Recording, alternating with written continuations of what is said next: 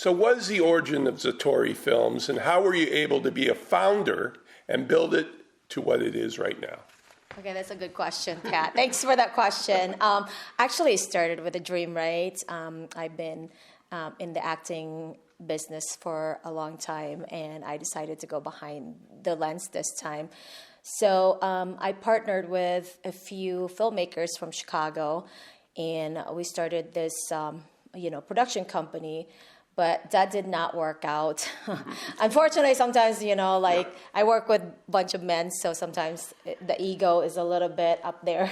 But I know a little bit of the business aspect, but not in, for say, the film industry business. I was in marketing. So I brought some of my team, and actually Binjal is one of that. And she's been with us for a long time with that. So, but I also, I want to add also that why I wanted to create something that is space for stories that reflect underrepresented, voices, particularly from Asian and female perspectives. It started, like I said, it started with a dream, then, rooted in my journey from the Philippines, because I wasn't born here. I was born in the Philippines. So to the U.S. and built through passion and persistence, and obviously my tight-knit team. So that's pretty much it for that part. Long story short, okay? We'll make it short. Okay. So your focus is on Asian American filmmakers, female, underrepresented. How are these voices helping to define the Asian cultural experience in America overall? And what type of specific experiences have you highlighted in films that you produced? Oh, yeah. So we've done a few of those, obviously, which we're going to talk about later. So actually, these voices bring depth, nuance, and authenticity to the Asian American experience in our films. We've highlighted themes like generational trauma, cultural identity, folklore, and the immigrant experience, because we are immigrants. Most of our team are, so. Also, minority women are very underrepresented in Hollywood, so that's one of the other reasons too, because women have a different perspective when it comes to world, when it comes to lifestyle story, or anything that you talk about it. So that's what we need to highlight it so that it helps men understand women, I guess, a little better. Day to day, especially us. I know exactly. You are based in Chicago and are committed to the local film community in Illinois. What are the advantages to being headquartered here, and how do you reach out to the community, and or how do they find you? Well, look, I mean, film festival is always a great thing to do, especially when you have projects like this. But also, Chicago offers a very diverse and vibrant film community. We have so much talents here that we need to cultivate, not just, and it's very diversified. Everybody is open to collaborating, and we do a lot of community. We attend a lot of community function and events and stuff like that, and that's how we know them and they know us and what we can offer and what they can offer, and it's a collaboration of the community. One of the best thing about Illinois is tax credit. Yes. It is amazing. 30% goes long way. Yeah. And then for us, we are lucky to be part of Cinecity Studio, which their purpose is to bring all the independent filmmakers together. And that's what our ZATORI film purpose is, to give voice to the people who has hard time finding a platform. And people can reach out to us from our social media at ZATORI Films, or email. They go to our website, zatorifilms.net. And anyway, there's so many ways they can reach out to us. Right. Excellent. So your services include the processes of film and media development, pre-production, actual production, and of course post-production. What are the advantages of having these teams all under one roof? And what is the example of a project that utilized all of the services to a successful result? So obviously we are not in Cinecity. Our collaborators from the Philippines, our post-production people are from the Philippines. But, we've been working with them for so long, and we know how they work, and they know how we work. First of all, Maya, the Sacrifice, this is actually a proof of concept for the project that we're bringing to life now. Okay. It will be a full feature film, and we filmed that in the Philippines with our collaborators there. Nice. And that was in 2019, and we've been blessed that they trust us, they trust the vision, they trust everything that we can offer to them, and they are excited to work with us because, it's not a lot of like a female that does this and then negotiate with all these big filmmakers from other country. Like, dude, like, sorry with my, French, but they are like, they're in awe. Like, that's unheard of, especially what I normally, because I'm a writer, so I normally, when I write something, it's through experiences, whether it is a fantasy or a sci-fi or whatever it is, it's like through life experiences, you know what I mean? And the culture and our heritage. And I just want to bring that to life. It's just because there's a lot to it, the people doesn't understand and doesn't know. So when you put that in your writing, and just show the world that this is who we are. Yeah, do you want to add something? Basically, what our purpose is, because like a lot of big studios, they do everything in-house. Right. So it's good to have, because then we have Maria who writes it, and then we have the post-production team who can help with post-production. And when our team comes in and we do all the pre-production and production.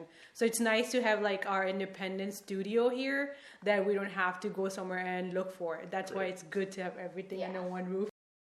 Your mission includes a strong emphasis on female leadership, and I believe that's going to save us all. Yes, thank God. I'm sorry. How does the style of female leadership work in conjunction with a cooperative industry like filmmaking and working to find different creative voices? Well, female has more of depth.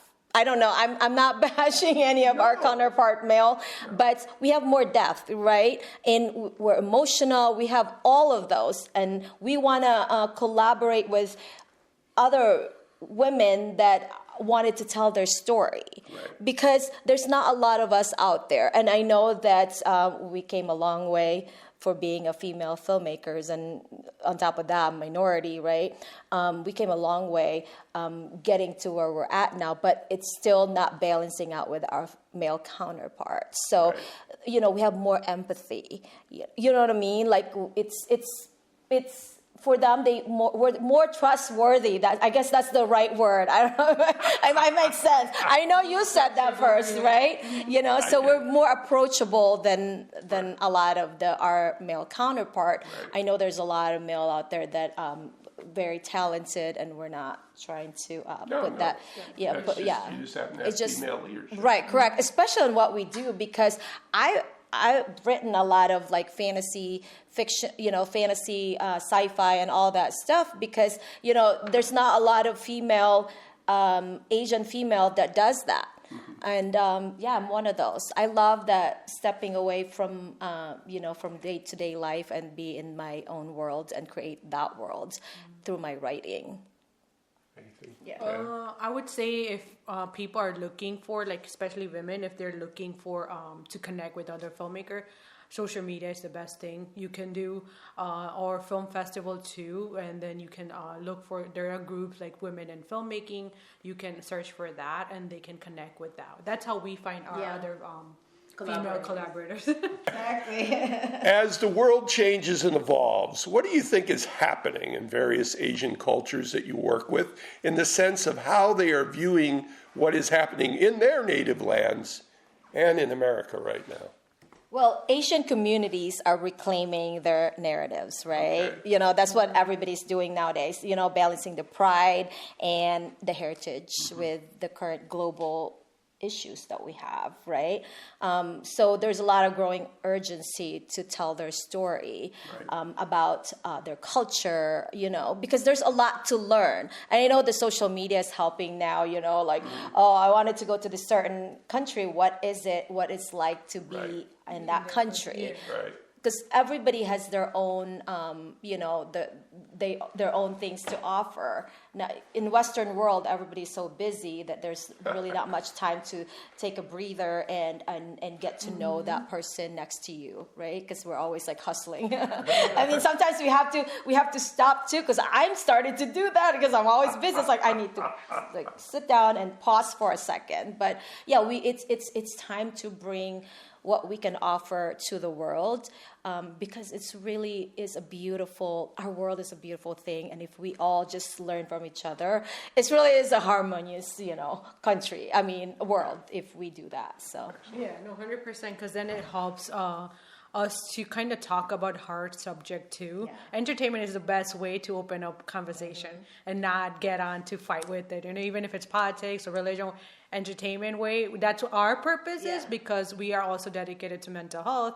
We want to focus on that, right? So how can we open up conversation? Well, Maria writes it, and then we take that project, bring it to life, and that helps other people to open up and all the learn about There's culture. A story yeah, behind exactly. It. You know what I mean? Right. So let's talk about notable current projects that ZATORI is working on now. I'm like putting this thing right here. There's two things.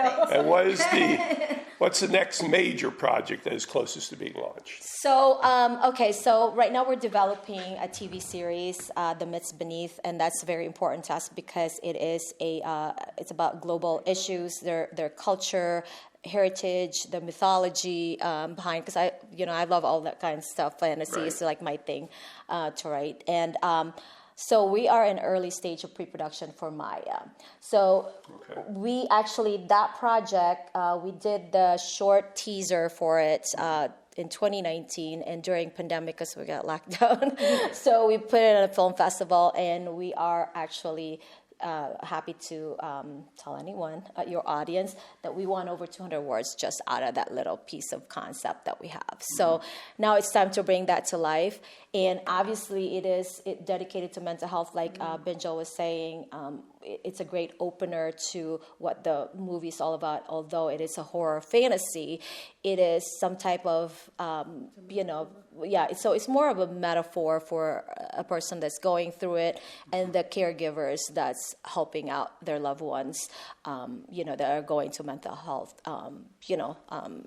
challenges, because there's a lot of that out there, especially in our culture, Asian culture. We never really discuss about mental health, and we want to bring that to light, like it's not, it is a real thing, and we need to help the people that we need to support them and help them to cope up with that, and try to figure out how we can help the whole Asian communities, because a lot of Asians still, even though they're here to this day, still questioning about mental health, if it's real or not.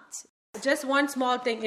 Maya is inspired by Maria's story. So it is, that's why it's our big, what you call a big passion project, because that was another reason, because she's a caregiver to her one of the kid, and she went through that learning phase, basically, because even if we're in this country, we don't know about mental health as Asian community. So she went through everything her daughter is going through. She has to go through with her, at the same time care about her mental health and learn how to help her daughter and how to cope herself. So that's why Maya is our biggest passion project. Yeah, it was a lot.